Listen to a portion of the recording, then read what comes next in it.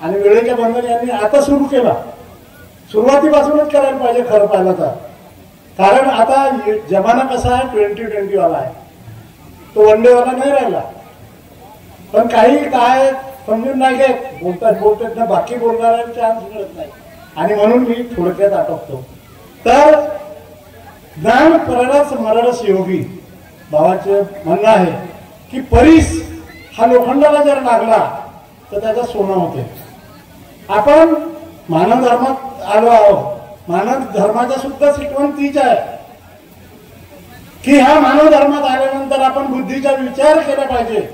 सकाळची विनंती सायंकाळची प्रार्थना केला म्हणजे होत नाही.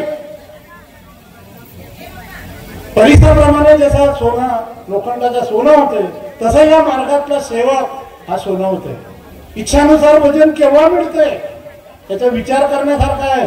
नाही तर आपल्या याच्यात लिहिलं आहे की सायंकाळच्या प्रार्थनेत किंवा इच्छानुसार भोजन, पण केव्हा मरे या जिये भगवत नाम करते हुआ. आपण याच्या अगोदर ऐकलं आहे की भगवत म्हणजे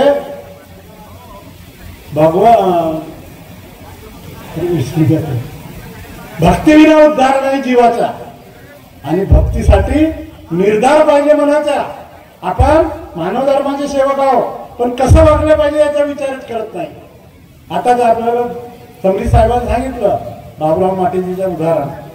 बाबांनी म्हैस घेऊन दिली, 8 ते 10 लिटर दूध द्यायला लागली, पण बाबांनी सांगितलं होतं दुधामध्ये पाणी टाकायचं नाही. गंमत काय झाला की कालांतराने त्याच्याजवळ 10 ते 12 म्हशी तयार झाल्या आणि त्याच्या पत्नीला लोभ सुटला आणि दुधात पाणी टाकण्याचा प्रयत्न केला. त्याच्याबरोबर वाद विवाद झाला नवऱ्याबरोबर, आणि शेवटी ती म्हणे मी मरतो, आणि डब्बीची काळी लावून ती मेली. 3 काळ्या विकल्या, चौथ्यात सत्यमर्यादा प्रेमाची शिकवण गेल्यानंतर चौथ्या काळी ती पेटली आणि मेली. मरून ती एका बामणाच्या बाईच्या अंगात शिरली आणि ती म्हणायला लागली की मला वाचवा, मला मुक्ती मिळवासाठी माझ्या गुरुदेवाकडे घेऊन चला. मी शॉर्टकट मध्ये बोलतो कारण वेळेचं बंधन आहे. बाबाकडे गेले. आधी बाबाला म्हटलं कोण आहेस तू? म्हणे बाबा मी माटेची पत्नी आहे आणि मला मुक्ती पाहिजे. तर तुला मुक्ती पाहिजे? तिनं सुद्धा 3 वेळा म्हणायला लावलं बाबांना तिला. तेव्हा तिला 3 वेळा मला मुक्ती पाहिजे, मला मुक्ती पाहिजे, मला मुक्ती पाहिजे. तेव्हा बाबांनी म्हटलं जा तुला मुक्ती मिळाली. तर हा मार्ग मुक्तीचा आहे लक्षात ठेवा. परंतु तत्व शब्द नियमानं शब्द तुटला.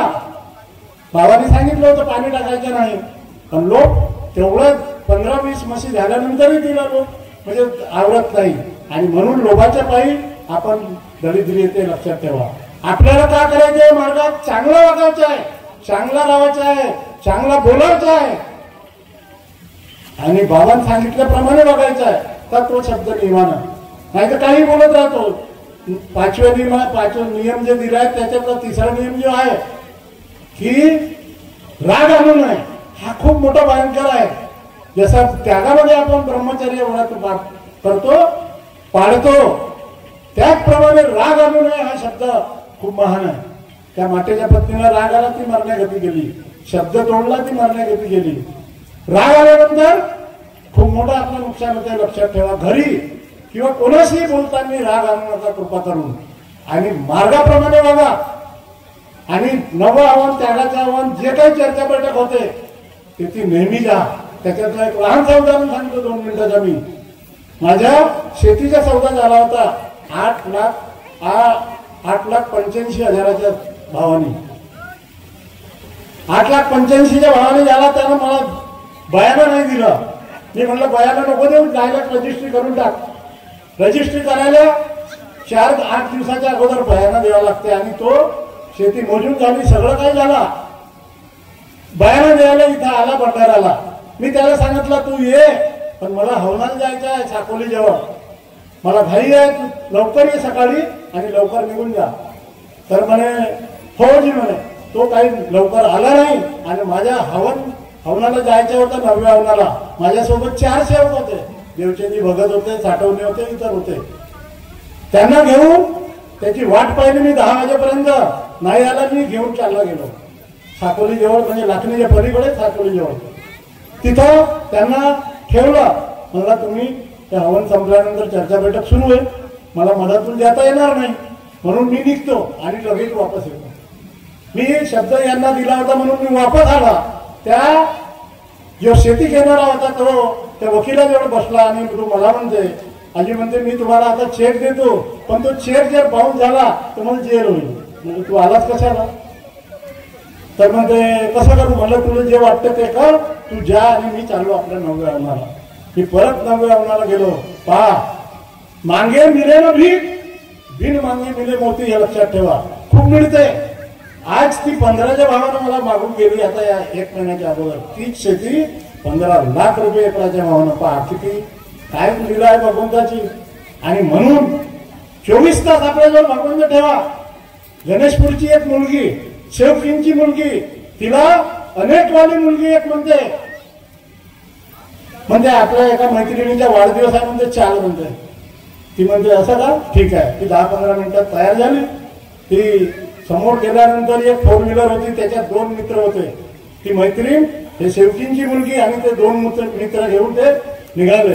त्या रामटेकच्या रस्त्याने निघाले. ती घबरावली. मी म्हणे हे कुठं नेऊन राहिले?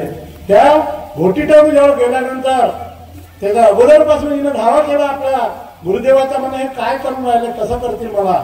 आणि ती तिच्या त्या घोटीटोबी जवळ गेल्यावर गाडी पलटली. पलटल्यानंतर ही बाहेर निघाली आणि तिथे जे 2 मुलं आणि ती मुलगी होती त्यांच्या हातापायाला खूप लागला होता. तिनं फूक मारलं. म्हणजे ती घबरावून गेली का काय होतं काय नाही. फूक मारला आपल्या भगवंताच्या नावानं. आणि ते म्हणे त्या मैत्रीण तिची म्हणे तू आम्हावर जादू केलीस म्हणे. म्हणजे मी जादू नाही केलो, मी शेवकी नाव मुलगी आहो शेवकींची. मी माझ्या भगवंताला बाबाला सांगितलं म्हणे का तुम्ही कुठं नेऊन राहिला. आणि मी म्हणून म्हणे मी सुखरूप वाटली तुम्हाला लागला. तेवढ्यात तिकडून रामटेकरून भंडारा येणारा जो होता त्याला हात दाखवला मोटरसायकलवाल्यानं, ती परत आली.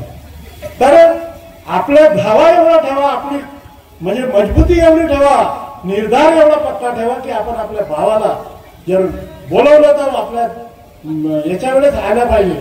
ज्यावेळेस आपल्याला संकट आला त्यावेळेस आल्याच पाहिजे अशा पद्धतीने वागण्याचा प्रयत्न करा. मी पण करेन. एवढं बोलून मी माझ्या शब्दाला विराम देतो. सगळ्यांना माझा नमस्कार. धन्यवाद साहेब. थोडक्यात का होईना अत्यंत